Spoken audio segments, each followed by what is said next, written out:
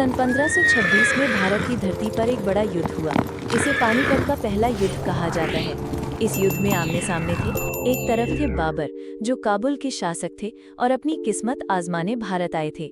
दूसरी तरफ थे इब्राहिम लोदी, दिल्ली के सुल्तान, जिनकी सेना बहुत विशाल थी।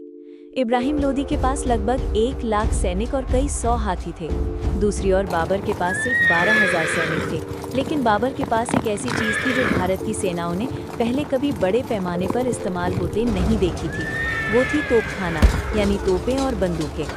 20 अप्रैल 1526 को पानीपत के मैदान में दोनों सेनाएं भिड़ी। इब्राहिम लोदी की सेना बड़ी थी लेकिन बिखरी हुई और अनुशासनहीन।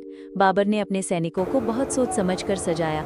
उसने लकड़ी के रथ और बैलगाड़ियों को पंक्तियों में बांधकर किले जैसा मोर्चा बनाया और बीच बीच में तोपें रख दी। जैसे ही युद्ध शुरू हुआ, बाबर की तोपों ने भयानक धमाका किया।